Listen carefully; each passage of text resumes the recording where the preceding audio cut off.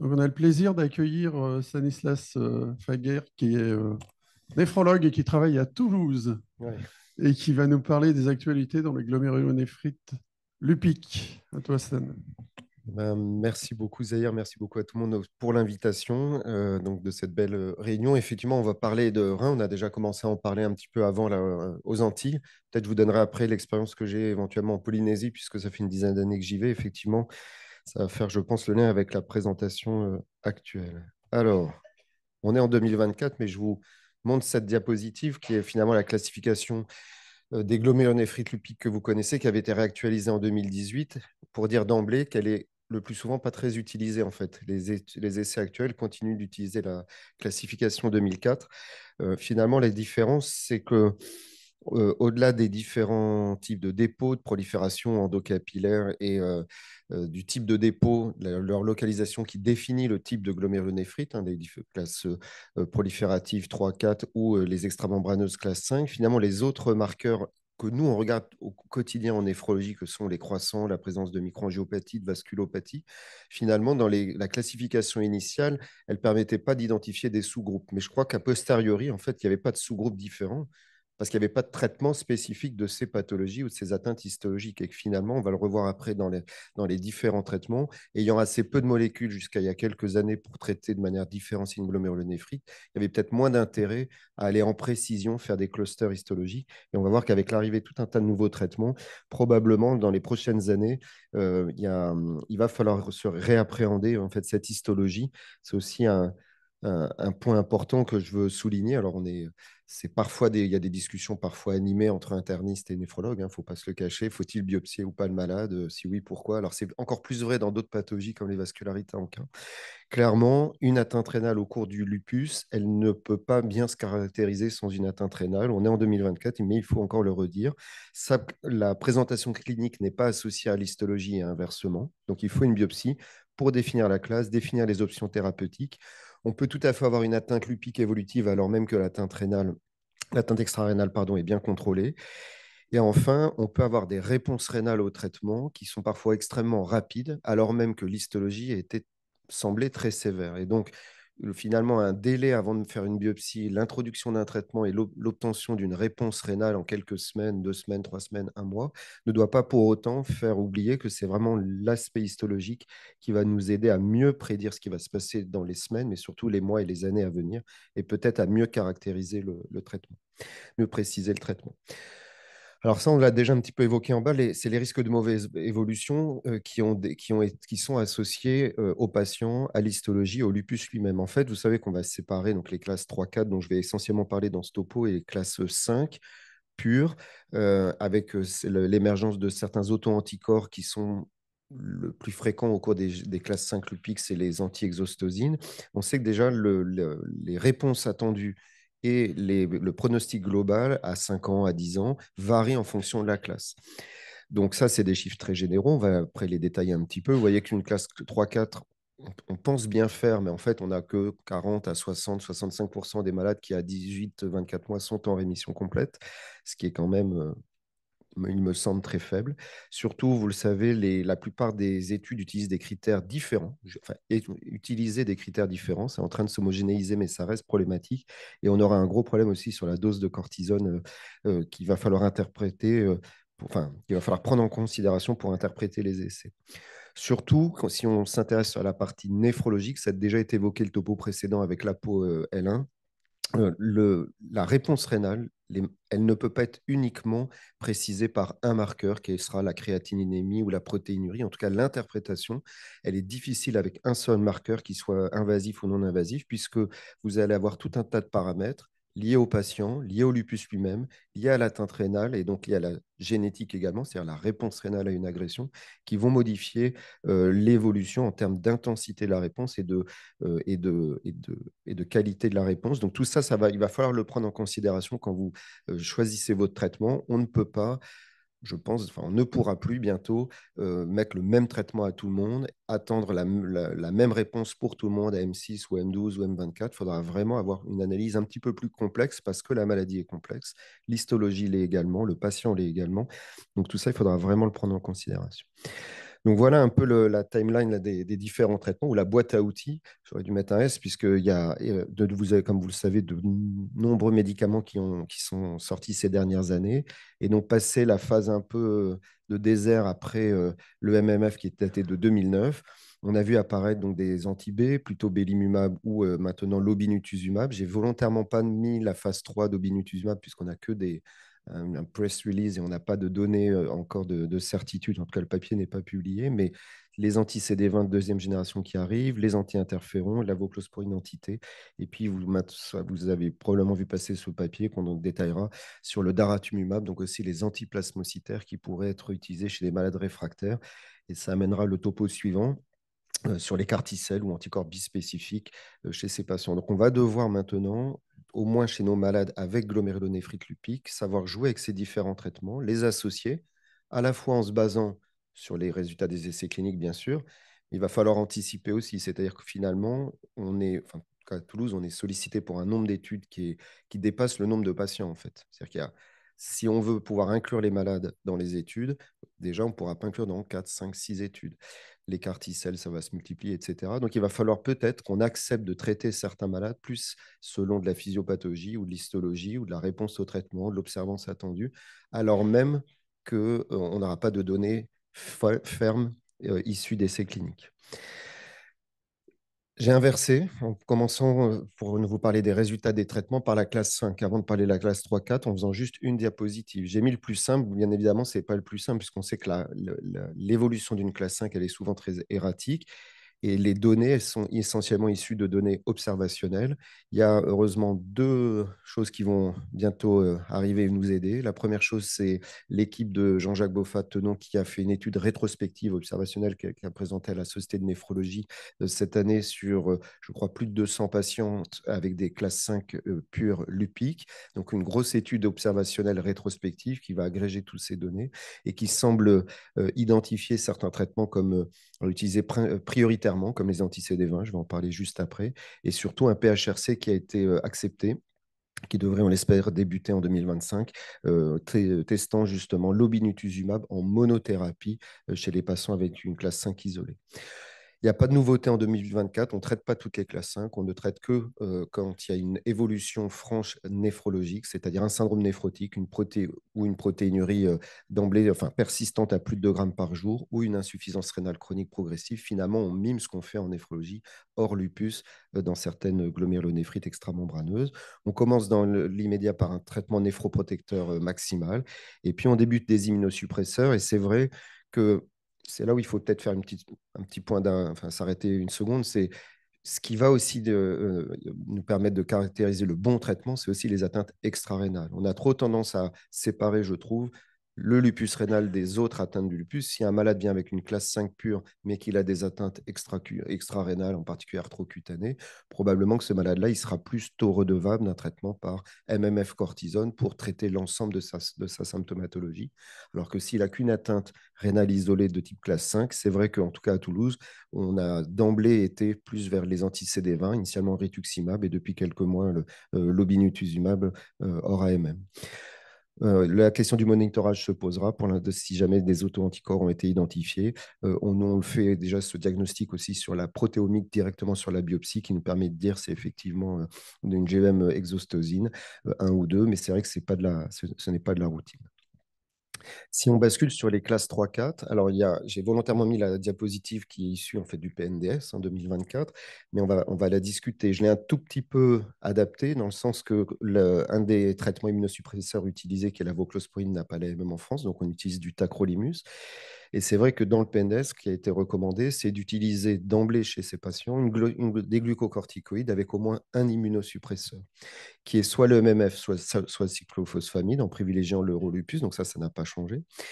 On va reparler juste après de la dose de corticothérapie. Et puis on peut, et c'est là où il y a une première difficulté, c'est qu'il n'y a pas on n'impose pas de manière formelle une trithérapie, mais on peut, au cas par cas, discuter d'ajouter d'emblée une troisième molécule qui, actuellement, devrait être que le belimumab, puisque la voclosporine n'est pas disponible en France et qu'il n'y a pas eu d'étude avec le tacrolimus. Je vous avoue, nous, voilà, on va moins se poser cette question en routine et en pratique. Si on doit mettre quelque chose, on peut aussi s'interroger sur le tacrolimus LP, puis on parlera après des anti-CD20 qu'on a tendance à mettre assez rapidement avant même les résultats définitifs de l'essai de Roche. Donc ça, c'est le traitement standard. Et quand on regarde la corticothérapie, il y a un élément qui est clé, cette corticothérapie qui a été proposée. Vous savez qu'on fait 3 bolus, classiquement 500 mg à 1 gramme. Dans certaines situations, on évite les bolus, mais c'est habituellement recommandé, avec comme objectif ensuite que la dose continue orale soit drastiquement diminuée en commençant à 1,5 mg kilo avec une décroissance assez rapide qui vous permet d'arriver à 5 mg à 6 mois. Ça, si on prend le poids de 60-70 kg, vous voyez que cette dose, cette décroissance, elle vous met à la semaine 10 autour de 15 mg par jour. C'est ce qui a été recommandé. Et puis dans des formes très sévères, on peut dans quelques cas encore, en particulier s'il y a une myocardite, une atteinte centrale, garder une corticothérapie plus haute en commençant à 1 mg kilo. Mais c'est vrai que si on se compare à ce qui avait été fait dans les études initiales, par exemple prouvant l'équivalence MMF cyclophosphamide, on est largement en dessous. Vous avez ici à gauche la dose qui est recommandée dans le PNDS, dans un contexte de traitement cel-7-cortisone, dose standard. Et vous avez ici à droite l'étude AMLS de 2009, et vous voyez qu'à 6 semaines et à 10 semaines, les patients avaient en moyenne dans les deux groupes 35 et 25 mg par jour. Si vous rebasculez ici, vous mettez à 60 mg kilo, c'est-à-dire en commençant à demi-milligramme kilo, vous n'êtes plus qu'à 20 et ensuite à 15. Et si vous regardez l'étude Nobility, donc c'était la phase 2 avec l'obinutuzumab, mais c'est les mêmes doses dans la phase 3, vous voyez que en commençant à demi-milligramme kilo, c'est-à-dire à 30, vous vous retrouvez à 20, puis à 10 mg à la semaine 10. Donc on a des doses de cortisone beaucoup plus faibles, faisant penser que finalement, on n'est pas en train d'essayer d'améliorer le pronostic de ces patientes, mais on est en train juste d'essayer de baisser la dose de cortisone en y associant une troisième molécule, en l'occurrence ici l'obinutuzumab, pour maintenir, voire augmenter un petit peu l'effet rénal. Donc, c'est vraiment une discussion qu'il y a sur est-ce que ces essais sont des essais add-on pour améliorer le pronostic rénal ou des essais de minimisation des glucocorticoïdes. Et cette diapositive, finalement, le résume assez bien. Voilà les deux essais en haut de phase 3, belimumab, voclosporine. Voici l'essai en bas de phase 2 avec l'obinutuzumab. Je n'ai pas remis là pour l'anifrolumab, mais les données sont à peu près similaires. Vous voyez qu'avec le belimumab ou la voclosporine, dans le groupe contrôle, on était juste entre 20 et 25 de réponse complète rénale entre 18 et 24 mois. C'est nul. Enfin, personnellement, si on me disait vous avez une glomérulonéphrite lupique sévère et vous avez qu'une chance sur 4 d'être en rémission complète à 2 ans, c'est quand même pas très bon. Donc ça interpelle. Et c'est vrai qu'on a des meilleurs résultats en rajoutant une troisième molécule, mais on reste quand même à des taux. Alors les chiffres sont toujours à prendre avec des pincettes entre est-ce que c'est la réponse rénale complète, réponse rénale partielle et des réponses modifiées, mais globalement, on est entre 45-55% entre 18 et 24 mois. Donc, on voit bien que c'est mieux de faire une trithérapie qu'une bithérapie, mais c'est particulièrement utile quand on met moins de cortisone. Et donc, c'est là où finalement, la question qui n'est pas tranchée, hein, que le PNDS n'a pas tranché, faut-il faire ou pas d'emblée une trithérapie? Finalement, la question que vous devez vous poser, c'est est-ce que je veux vraiment une bonne épargne cortisonique? Et si oui, à ce moment-là, probablement, il est licite de d'emblée proposer une trithérapie. Après, si vous avez c'est là où on rentre dans le détail, qui n'était pas dans les études, si vous avez des critères ou plutôt l'absence de critères de sévérité à la biopsie, très peu de croissant, une atteinte inflammatoire modérée, la malade a des signes extra-rénaux modérés, on peut tout à fait, après discussion avec elle, lui proposer une bithérapie, mais avec réévaluation précoce. Sinon, si vous avez des critères de sévérité, il vaut mieux être d'emblée sur une trithérapie, ce d'autant plus que j'aime bien là, cette diapositive, là, donc, qui est une revue récente de Hans-Joachim Anders, qui est un néphrologue là, qui s'occupe de l'ERA, de la Société européenne, qui fait bien la distinction entre finalement des pathologies auto-immunes à tropisme rénal, où il n'y a finalement qu'un seul clone principal qui est en cause, et une corticothérapie et une monothérapie, en l'occurrence anti-CD20, est suffisante. Et puis l'alloimmunité, la transplantation d'organes, où ça nous arriverait jamais d'imaginer traiter les malades par un seul traitement immunosuppresseur. Et il place le lupus, la néphrite lupique, un peu au milieu des deux, en disant que finalement, on sait que c'est une maladie complexe sur le plan pathogénique. Pourquoi ne pas d'emblée mettre une trithérapie pour être d'emblée plus efficace? Et ça a d'autant plus d'intérêt que quand on regarde les atteintes d'organes, comme je l'ai mis à la diapositive d'avant, l'atteinte d'organes, elle est cumulative, en tout cas l'atteinte rénale. Si vous regardez la figure de gauche, le graphe à gauche, la courbe bleue, finalement, ça, c'est les patientes avec un lupus et une insuffisance rénale liée au lupus. Et vous voyez que le pronostic rénal, c'est-à-dire la probabilité d'être en dialyse à 5, 10, 15 ans, elle est similaire à des patients qui ont une hypertension artérielle ou un diabète. Et par contre, elle est un peu effectivement meilleure pas que les autres glomérulopathies primitives isolées, mais on a quand même 20-25% des patientes qui sont en dialyse dans ce registre suédois à 5 ans. Il y a d'autres données qui vont à peu près dans le même sens. Et donc, on pourrait dire que pratiquement tout se joue les 5 premières années. Donc, si on a une patiente qui arrive d'emblée avec une forme éventuellement sévère, en tout cas, c'est notre attitude à Toulouse, on va d'emblée avoir comme habitude de lui mettre une trithérapie, puisqu'on sait que c'est au début que ça va se jouer. On va également se poser la question, on l'a dit, de l'observance, et la meilleure observance possible, c'est la voie intraveineuse. Et donc, c'est peut-être pour ça, là, on n'est pas dans le PNDS, donc je peux dire, c'est probablement pour ça que nous, on a mis très rapidement des anti-CD20 hors AMM. C'était discutable, mais voilà, on l'a fait. On l'a aussi fait donc en Polynésie parce que c'est des patientes qui habitent loin sur d'autres îles et ça leur permettait d'avoir au moins un traitement IV dont on était certain qu'elles le recevaient. Et on a eu l'impression d'avoir des résultats relativement bons, ou en tout cas, chez certaines patientes qui avaient des problèmes d'observance sur la voie orale, permettre de continuer à discuter avec elles, essayer d'obtenir cette observance, mais au moins on avait un petit peu de sécurité avec ce traitement intraveineux. Après, je vous ai parlé des anti-CD20, ça peut être également du belimumab en discutant avec la patiente. Ça sera peut-être avec de l'anifrolumab, là les données sont moins certaines, on va dire, dans l'atteinte rénale. En tout cas, il y a une étude de phase 3 en cours. Mais voilà, vraiment se dire que tout se joue au début. Donc, il va falloir identifier les patientes à haut risque de progression et probablement taper fort. Sinon, la maladie peut soit détruire les reins, et on ne reviendra pas en arrière, soit la maladie peut éventuellement se modifier sur le plan immunologique, voire devenir réfractaire. Et c'est là où on parlera peut-être après enfin, on parlera après des carticelles, des bispécifiques, mais en amont, il y a aussi d'autres thérapeutiques qui émergent, comme donc les antiplasmocytaires, avec dans cette étude italienne, donc une faible étude, hein, il y avait 6 patients, finalement que 5 qui ont vraiment reçu le traitement, qui étaient des patients multitraités, mais vous voyez, avec des classes 3, 4 ou 5, ou combinés. Le daratumumab en monothérapie, donc un anti-CD38, en plus de la faible dose de cortisone, c'est associé à un contrôle des paramètres immunologiques sériques, mais surtout un contrôle qui est vraiment assez impressionnant de la protéinurie DM3 chez la majorité des patients, avec une normalisation du complément. Ce qui est intéressant, c'est qu'à la phase initiale, le meilleur marqueur, enfin celui qui était le mieux corrélé au SLEDAI, c'était BCMA, donc un marqueur plasmocytaire. On a traité 2 patientes par daratumumab, mais hors glomérulonéphrite réfractaire. Et c'est vrai qu'on a eu un effet qui était assez impressionnant en add-on d'un anti-CD20, du CL7 et de la cortisone. Si le malade enfin, finalement a atteint la rémission, on va discuter du traitement d'entretien. Des traitements d'entretien, sur ce versant-là, il n'y a pas énormément de nouveautés en 2024. On est plutôt sur des délais plus longs, c'est-à-dire avec suite à l'essai de Win Lupus, de Noémie Jourdechiche et d'Éric Dogas, on est plutôt sur 3-4 ans d'entretien, d'abord à 2 grammes par jour, puis 1 gramme par jour, en fonction de la balance bénéfice-risque du patient. On en discute avec lui. La prédnisone, c'est l'éternel débat, c'est classiquement jusqu'à M12 et ensuite, à nouveau, on va discuter en fonction des douleurs articulaires, en fonction des antécédents de rechute ou non, de poursuivre ou au contraire d'arrêter la cortisone. On a plutôt, nous, tendance à essayer de l'arrêter, mais c'est discuté. Et puis, s'il y avait une trithérapie, c'est le cas avec le bilimumab, ce sera le cas avec l'obinutuzumab. En fait, le traitement est habituellement poursuivi pour les 2 premières années de traitement d'entretien. Il n'est pas clair enfin, l'attitude à avoir après. Faudra-t-il arrêter le CELCEP, laisser le belimumab ou l'obinutuzumab en monothérapie ou tout arrêter d'un coup? Ça, c'est pas du tout décidé pour l'instant. Donc, ce sera. Il faudra revenir dans quelques années, quoi. En cas de rechute sous MMF, effectivement, le PNDS recommande plutôt l'utilisation donc soit de tacrolimus en entretien, éventuellement donc en trithérapie.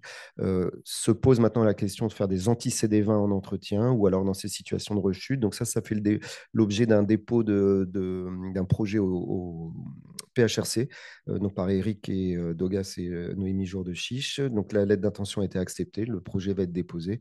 L'objectif sera de prendre des malades qui sont en rémission et à 12 mois, leur proposer soit le maintien du CELCEP pour la durée habituelle, 2, 3, 4 ans, soit de basculer sur un traitement par obinutuzumab avec arrêt du MMF sur 6 mois. L'idée étant un peu de basculer comme ce qu'on fait sur les vascularitas en cas avec cet entretien biannuel par obinutuzumab, meilleure observance, peut-être, en tout cas c'est le souhait, c'est l'hypothèse, une meilleure efficacité. Et donc ça, on verra si le PHRC est accepté ou pas. La problématique actuelle, je vous l'ai dit, c'est au moment où on va vouloir arrêter le traitement. Est-ce qu'il faut faire une diminution très progressive, ce qu'on fait? Est-ce qu'on arrête brutalement? Est-ce qu'on peut un petit peu être plus spécifique et identifier les malades à risque de rechute?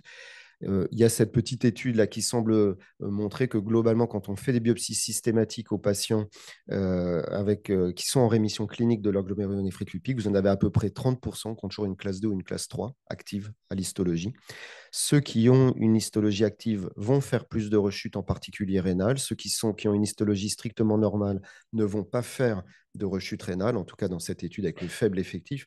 Par contre, ce qui était intéressant, c'est que la normalité de la biopsie rénale, sous-entendu un lupus qui a l'air contrôlé, n'exclut pas du tout une rechute extra-rénale. Alors ça paraît évident, mais ça montre bien que la biopsie, elle est utile pour la rechute rénale, mais elle ne vous permet pas de dire que le lupus systémique est contrôlé. Donc, il y a quand même une différence entre les deux. C'est deux études françaises, une faite par Eric et une qu'on avait menée à Toulouse sur d'éventuels marqueurs non invasifs de risque de rechute rénale à l'arrêt du traitement. Ça, c'est une étude ancillaire de Win-Lupus où finalement les malades ont été randomisés entre poursuite ou arrêt du traitement d'entretien par CellCept.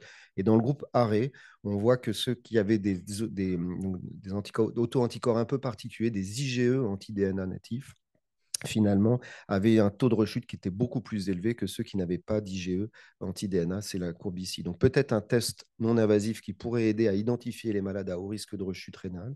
Et puis, vous savez qu'il y a ce marqueur soluble urinaire, CD163 urinaire, qu'on utilise quand les malades ont une protéinurie pas trop élevée, sinon il y a un biais, et qui est très largement associé à l'activité de la néphrite lupique. C'est vrai que nous, on l'a en routine à Toulouse, et on l'utilise pour décider ou non, parfois, de refaire une biopsie, ou en tout cas nous guider un petit peu dans le choix. Je vais finir avec juste une réflexion autour du traitement multimodal des glomérulonéphrite lupique. Donc, c'est une diapositive que je montre souvent quand je fais un topo plutôt sur les vascularites en cas, en disant que finalement, on a la maladie de système et que, comme je vous l'ai dit, parfois, elle est décorrélée de la maladie rénale elle-même. Et on sait en néphrologie parfaitement que la réponse rénale à l'agression, elle va varier d'un individu à un autre. Il y a des malades qui vont faire des croissants, d'autres qui n'en feront jamais. Il y a des malades qui vont faire une classe 2, d'autres une classe 3. Certains une classe 5 qui ne feront jamais de classe 3 ou 4. Donc ça montre bien qu'il y a certes l'immunologie, mais les mêmes auto-anticorps, le même lupus peut vous donner des atteintes rénales différentes. Et donc, peut-être qu'il faut que maintenant qu'on a différents traitements, essayer de séparer ce qui revient au traitement du lupus, la maladie générale, la maladie auto-immune, de ce qui revient à la maladie rénale elle-même. Bien sûr, il faudra que les deux soient contrôlés en parallèle, hein. Je ne suis pas en train de dire qu'il ne faut plus contrôler le lupus, mais on peut le différencier. On a eu énormément de traitements immunosuppresseurs qui vont s'attaquer à ces premières parties. Et puis, si on regarde plus la partie podocytopathie, prolifération extracapillaire, il y a des traitements qui émergent. Je ne parlerai pas ici des éventuels traitements qui ciblent l'ApoL1, hein. Vous savez que maintenant, il y a un traitement en cours d'essai qui semble prometteur chez les patientes ApoL1 ou patients ou patientes ApoL1. Là, on a d'autres cibles potentielles qui peuvent arriver. Il y a deux voies principales. La première voie, c'est le complément avec des essais en cours anti-facteur B, anti-C5, et puis je vous parlerai de l'avacopan, anti-récepteur du C5A. Vous savez que le complément, donc on le surveille au cours du lupus. Il y a les trois voies. La voie classique, qui est celle qui est la plus active au cours du lupus, mais la voie alterne du complément est également activée. Et ce qu'on oublie souvent de dire, c'est qu'outre l'effet sur la lyse cellulaire, le complexe d'attaque membranaire, il y a des chémotaxines comme le C3 et le C5A qui sont extrêmement importants pour activer les lymphocytes B, activer les lymphocytes T et les orienter vers un profil spécifique pourvoyeur d'auto-anticorps, et également l'activation de cellules monocytaires ou neutrophiles. Je fais un aparté, la prolifération endocapillaire dans les glomérulonéphrite rénales, c'est essentiellement des monocytes ou des neutrophiles qu'on voit s'infiltrer à l'intérieur des glomérules. Donc, on n'est pas sur des LT ou des LB, c'est des cellules mononucléées type mononeutro qui infiltrent. Donc, il y aurait peut-être tout intérêt à cibler ça. Et donc, effectivement, on voit qu'il y a des données qui émergent, en particulier avec le récepteur du C5A, qui est large, dont l'expression est largement augmentée, mais à la surface des podocytes. Et c'est ça qui est intéressant, c'est-à-dire qu'outre l'effet immunologique propre de ce récepteur et de cette voie de signalisation du complément, il y a également un effet podocytaire direct. Il est très exprimé à la surface des podocytes. Son expression est corrélée à la protéinurie. Et chez la souris, qui développe des lupus de manière spontanée, donc MRL, LPR, quand vous bloquez le récepteur du C5A, vous avez moins d'anomalies histologique glomérulaire. Vous avez une survie sans protéinurie qui est nettement meilleure, c'est la courbe bleue ici, et vous avez moins d'insuffisance rénale chez vos souris. C'est-à-dire qu'en ciblant la voie vraiment podocytaire, ça passe par un problème de mitochondrie, peu importe, vous améliorez le pronostic rénal de vos animaux au moins, sans toucher à l'immunologie. Donc ça, c'est vraiment une piste qui semble intéressante. Et donc, c'est ce qui est en train d'être testé. Alors, chaque laboratoire avec sa molécule le teste. Il y a un essai de phase 2 qui est en cours, qui a du mal à recruter avec l'iptacopan. Là, on est sur la voie alterne. La problématique, c'est que finalement, on ne cible pas la voie classique, on cible que la voie alterne. Donc, c'est un peu étonnant. Il y a quand même un risque infectieux puisqu'on bloque jusqu'au complexe d'attaque membranaire. L'endpoint, ce sera la réponse complète rénale à 24 semaines. Donc ça, c'est en cours. En tout cas, la première partie de l'étude est en cours et ils sont assez ambitieux puisqu'ils envisagent de faire un groupe sans cortisone. Il y a un essai de phase 2, Sanctuary, donc avec le ravulizumab, qui est un anti-C5 longue durée, une injection toutes les 8 semaines, où là aussi, on va être en standard of care plus ravulizumab ou placebo, avec un endpoint qui est le endpoint qu'on utilise désormais de manière intermédiaire, qui est la protéinurie à 6 mois.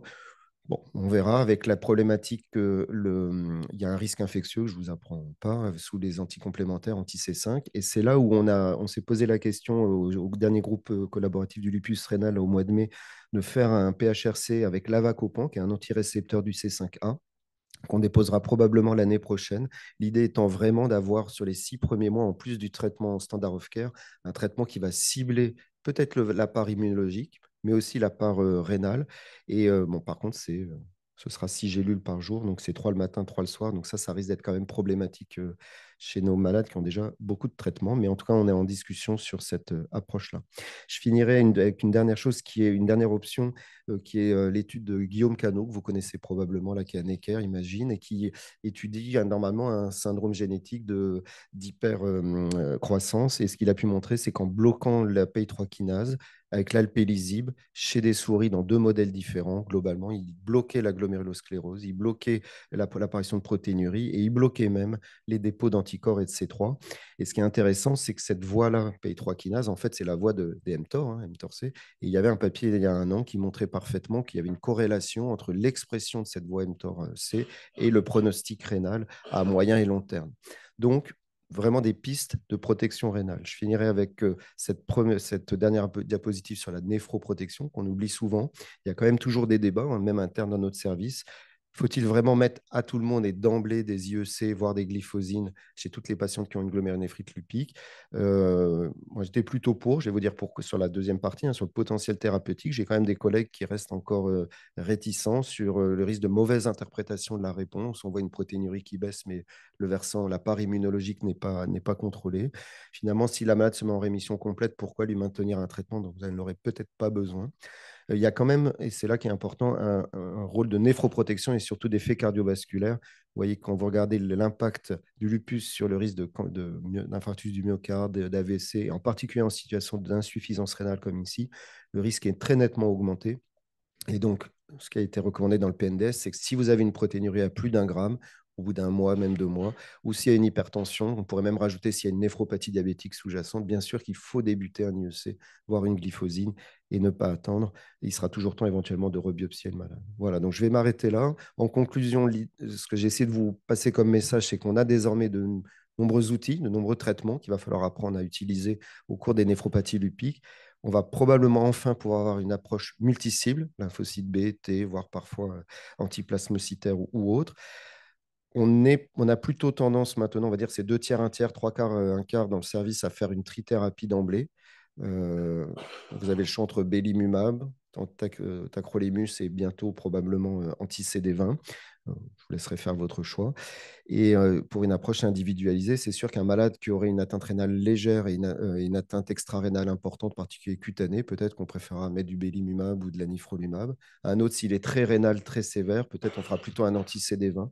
Bref, c'est tout ça qu'on va pouvoir discuter. Et je vous incite vraiment à ne pas oublier la base. Ça a bien été montré dans les vascularités en cas, c'est aussi le cas en néphrologie pour du lupus, pardon, c'est le traitement néphroprotecteur usuel, enfin IEC-ARA2, voire glyphosine. Il ne faut pas oublier de le traiter. Il y a le rein, mais il y a tout ce qu'il y a autour aussi. Je vous remercie. C'était un peu trop long, je m'en excuse. Merci beaucoup, Stanislas, pour la super présentation qui est ouverte aux questions.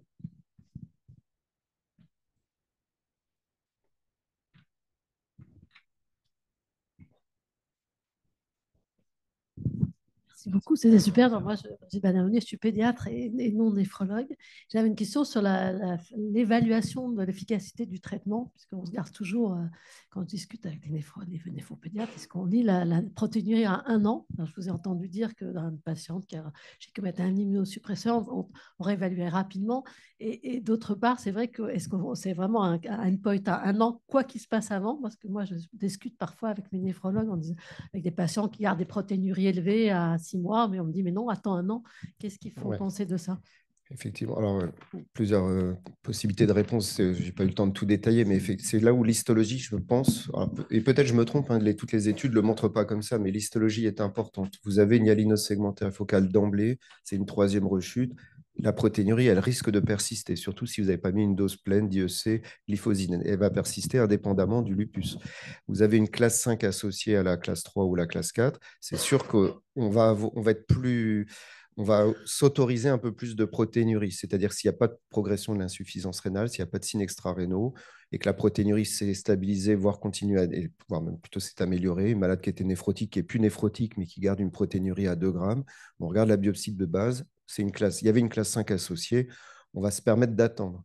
Par contre, s'il n'y avait que de la classe 3, par exemple, et qu'on est à 6 mois, qu'on est à 9 mois, qu'on est à 12 mois, et qu'on voit toujours pas un marqueur, il n'y en aura jamais un seul, mais tout un ensemble de petits marqueurs, protéinurie, hématurie, éventuellement CD163 urinaire, plus des signes extra-rénaux, une auto-immunité qui ne se corrige pas. Bref, rien ne se corrige. Moi, je suis peut-être trop impulsif, c'est possible, mais je pense qu'il ne faut pas hésiter à rebiopsier à ce moment-là. Par contre, si on a des critères qui vont vers le mieux et il ne reste que le rein, on a une incertitude, bah là, on va peser le pour et le contre. Elle est jeune, fonctionnelle strictement normale, il n'y a pas d'autres facteurs de risque, diabète, hypertension. Bref, le risque de dialyse à 2 ans, à 5 ans est très faible. On peut se laisser quelques mois de plus et on s'assure de l'observance, etc. Oui, donc en fait, c'est compliqué, mais il n'y a pas un marqueur. On va utiliser la biopsie initiale et les signes extra-rénaux pour répondre à ce qui se passe dans le rein, en fait, à 1 an. D'autres questions dans le chat? Alors, dans quel laboratoire peut-on demander le CD63 urinaire soluble? Alors, à ma connaissance, les 2 laboratoires qui le font, alors nous, on le fait en routine, c'est-à-dire si on a plusieurs villes de France qui nous l'envoient, du Havre, Nîmes, tout ça, je crois que c'est 15-20 euros. Donc, ça reste raisonnable, hein, on n'est pas, voilà. C'est fait en routine, c'est un c'est un peu d'urine simple. Par contre, il faut que la protéinurie soit à moins de 3 grammes par gramme, 3 grammes par jour. Sinon, il y a une fuite avec. Donc ça, c'est la première chose. C'est fait aussi à l'HEGP. Par contre, je n'ai pas la certitude que ce soit fait en routine à l'HEGP. C'est-à-dire que ce soit coté alors, Ouais. voilà. C'est à Cochin désormais. On me dit à Cochin. Voilà. J'avais juste la notion HEGP Toulouse, mais il y a Cochin aussi. C'est plus un commentaire. D'abord, merci beaucoup pour le dermatologue que je suis de votre exposé vraiment remarquable. Non, c'est un commentaire général. Vous avez largement cité le PHRC comme une source capable sûrement de faire avancer des stratégies. On a également soumis un PHRC avec François Chasset, Alexis et Zahir. Et une des difficultés qu'on a eues d'emblée pour essayer de construire le PHRC, c'est l'inclusion, qui est la deuxième difficulté lorsqu'on fait un PHRC. Et donc, je voudrais, vous l'avez dit, mais je voudrais insister sur le fait que les PHRC permettent d'affiner les stratégies et non pas d'aboutir à une AMM, et qu'il est vraiment très important d'essayer de privilégier les inclusions. Et j'irai même plus loin, c'est-à-dire que dans ce que j'entends de votre exposé, aujourd'hui, il y a des approches multimodales, et donc les industriels ne répondront pas nécessairement à ce type d'approche, et peut-être faudrait-il envisager ces plateformes, des choses comme ça qui soient financées par le système public. Donc, j'approuve tout ce que vous avez dit. Effectivement, il faut inclure les malades dans les essais, que ce soit PHRC ou industriel, mais en particulier PHRC. Non, ils ne payeront pas ce type d'études. Quoique, parce que c'est là pour les laisser au binu en entretien, le Roche fournit le médicament et on a obtenu, moi j'ai obtenu un PHRC clavacopant dans les vascularites en cas. Effectivement, ils mettent la main à la poche quand même, hein. Enfin, mais on voit bien que derrière, c'était pas en comparaison avec une autre molécule. Ils n'ont pas voulu. C'était plus. Bon, voilà. Donc ça, c'est certain. Et j'ai pas d'expérience sur les essais de plateforme. Mais donc, effectivement, c'est probablement ça qu'il faudrait essayer de faire, c'est des essais adaptatifs. Parce que, enfin, je sais pas, mais peut-être d'ailleurs, tu auras un commentaire à faire. Il y a énormément d'essais. Il y a aussi beaucoup de malades dans lupus qui ne veulent pas participer aux essais. On n'est pas à 20% de refus, on est plutôt à 50%. Et donc, ça va devenir compliqué à un moment de faire rentrer tous les malades dans toutes les études. Est-ce que c'est la peau, est-ce que c'est le rein, etc. Donc ça, c'est sûr, si on pouvait avoir ces nouvelles approches d'essai, ça pourrait être utile. Quelle idée vous avez pour interpréter la présence de ces IgE anti-DNA? Des idées, hein? Ouais, je peux faire un joker, là. Non, je vais vraiment faire un gros joker. C'est-à-dire que c'est tout le travail de l'équipe d'Éric Dogas et de son laboratoire sur tout ce qui est basophile, IgE. Non, très honnêtement, je peux pas. Parce que le seul élément, mais enfin, c'est juste, voilà, c'est un élément comme ça n'amène à rien. Il y a les basophiles, les mastocytes et le rein. Jusqu'à présent, il n'y avait rien. Et juste depuis 2 ans, 3 ans, on voit émerger toute une littérature dans l'insuffisance rénale aiguë ou d'autres situations, pas que le lupus, où on se rend compte que ces petites cellules peu nombreuses, elles sont tout aussi importantes que les autres, voire même plus dans la partie aussi de réparation. Une fois que j'ai dit ça, j'ai rien dit, mais il n'y avait aucune donnée vraiment sur cette association rein et ces cellules-là. Et c'est en train d'émerger. Voilà, je ne peux pas en dire plus. Moi, j'ai une petite question pratique. Tu as mentionné le fait qu'en fait, on ne se servait quasiment plus que de la protéinurie comme outcome à nos patients. La question, c'est quand est-ce que je mets... est-ce qu'il y a un cut-off de protéinurie, un cut-off de temps à partir duquel je suis obligé de mettre rapidement un IEC ou autre chose?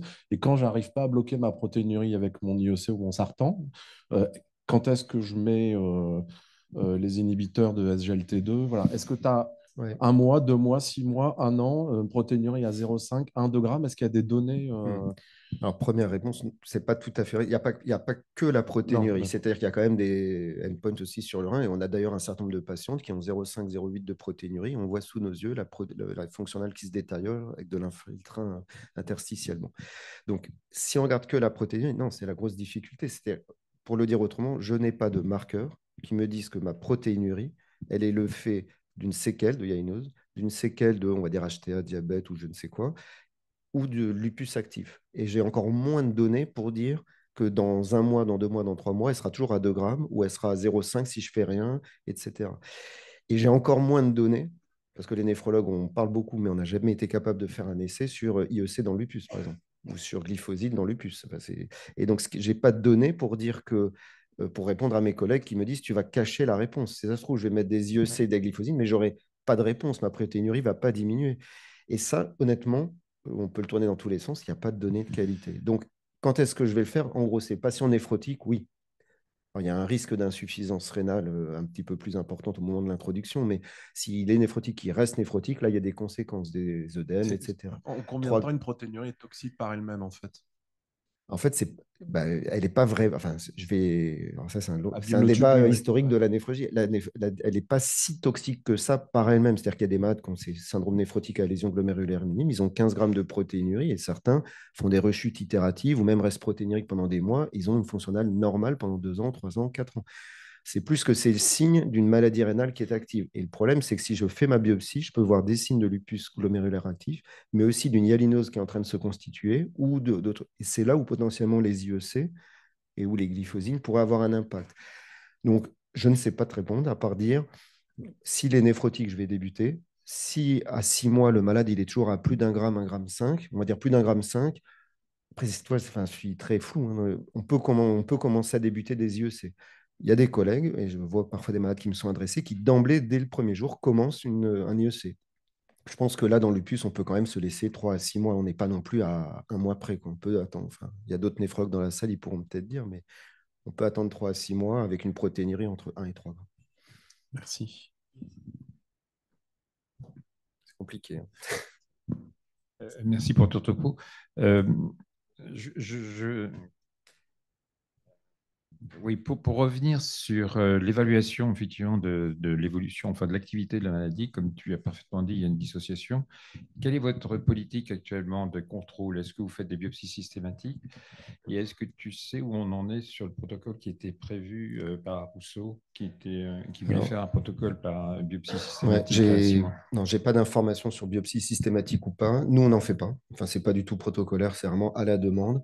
Là, alors peut-être on se trompe, et c'est là où c'est pas très bien, c'est qu'on fait CD163 sans avoir nos biopsies en parallèle toujours, mais c'est vrai qu'un malade où on a un doute et on a un CD163 strictement normal, on va pas le faire. La malade qui voulait pas être biopsiée ou alors avait déjà eu 2 biopsies, et par contre le CD163 est très actif à 1 an et il y a une protéinurie qui est à 0,8, 0,9, ça nous gêne. Là, ça va être un argument de plus pour dire on vous fait une biopsie, par exemple, à 1 an ou à 18 mois. Donc, je pense qu'on ne fait pas assez de biopsies d'entretien, ça c'est certain. Mais ça, c'est mon expérience polynésienne. Quand on voit des jeunes de 25 ans qui ont déjà eu 6 biopsies, enfin, dans certains cas, il faut aussi se dire que les malades en auront besoin d'une biopsie pour une éventuelle rechute dans 2 ans, dans 3 ans, dans 5 ans. Et c'est vrai que parfois, voilà, c'est un entre-deux à avoir. Donc, en tout cas, je ne sais pas s'il y a un protocole qui est en place de biopsie systématique. Ce ne sera pas le cas, je pense, dans le PH, même c'est certain dans le PHRC d'Eric au BINU. Mais...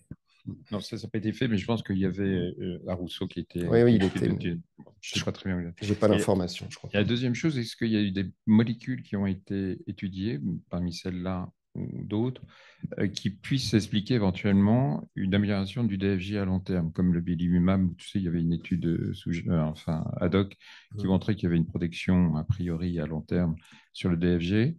Est-ce qu'on a des études effectivement du mécanisme de protection, de néphroprotection, c'est-à-dire de migration, d'inhibition de migration des macrophages ou que sais-je, des séquelles, des lésions interstitielles, éventuellement de chronicité? Tu vois ce que je veux dire? Ouais, je vois très bien, mais là c'est compliqué parce que je vois 3 grands mécanismes d'aggravation de la fonction rénale, enfin de destruction rénale. C'est le lupus lui-même, on va dire systémique, l'immunologie intrarénale, et ensuite ce qui revient à la part de séquelles rénales qui sont évolutives par elles-mêmes, on va dire de hyalinose, etc. Et donc finalement faire la part des choses entre, par exemple dans belimumab, les patientes avaient un DFG, je crois, 95 ou 100 de base. Enfin, c'était en moyenne. Alors bien sûr, il y en avait qui étaient plus basses, mais on n'avait pas. C'était des malades qui étaient normorénales. Et les biopsies, il y avait très peu de fibrose, en fait. Donc, ces malades-là, si on voyait une protéinurie persistée ou une fonction rénale bonne à 1 an, 5 ans, finalement, c'était des patientes qui avaient encore la capacité de récupérer, juste en traitant l'immunologie. Et donc, je pense que c'est là où il y a un biais. Donc, je n'ai pas de notion de est-ce qu'il vaut mieux mettre un antiplasmocytaire parce qu'il y a beaucoup de plasmocytes dans le rein, ou au contraire, si je vois un lymphoïde, le mot m'échappe, enfin, en gros, une prolifération lymphoïde tertiaire dans le rein, est-ce que je dois mettre plutôt un anti-CD20 ou autre? Non, ça, on n'a pas d'informations. Honnêtement, on est à l'aveugle, quoi, il me semble. Non, mais ce qu'évoque Philippe, c'est Un effet intrarénal propre d'une des... Non, mais c'est le fait de diminuer, de ralentir la dégradation du débit de filtration glomérulaire. De manière générale, ce qui a été montré avec le belimumab, ouais. tu te dis, par rapport au bras contrôle, il y a moins de dégradation de 30%, de 40%, mais ça n'empêche pas la dégradation, ça la décale. C'est un vrai problème, c'est ce que tu as dit tout à l'heure et qui pose le problème de la biopsie rénale systématique. C'est que notre marqueur d'efficacité, il est probablement très, très, très mauvais. Il est médiocre. Hein, c'est pour ça qu'on est toujours à 15% d'évolution, insuffisance rénale terminale à 15-20 ans chez des femmes jeunes. Et puis, en dehors de la biopsie, je ne vois pas bien ce qu'on peut faire de plus. Et puis, il y a un élément qui est, je trouve, encore plus difficile dans le lupus, peut-être que dans les vascularités, à bien interpréter, c'est à 10 ans, à 15 ans, à 20 ans, mais en fait, qu'est-ce qui s'est passé entre 5 ans et 10 ans? Et ça, c'est jamais dit. Est-ce que le malade était sous yeux? Est-ce qu'il était hypertendu? Est-ce qu'il avait un diabète contrôlé ou pas contrôlé? Est-ce qu'il a fait le sous-marin comme souvent pendant 7 ans? Il revient avec sa poussée sévère. En fait, c'est ça qui est toujours un petit peu gênant. Il y a quand même vraiment des phénotypes où, de toute façon, on les revoit tous les 3 mois, voilà, pour pousser. Et puis, il y en a, ils disparaissent pendant 15 ans parce qu'il ne se passe rien pendant 15 ans. Ils refont une poussée à 15 ans, articulaire ou autre. Et ceux-là, souvent, le rein va bien. On passe Merci beaucoup, Stanislas. On passe à la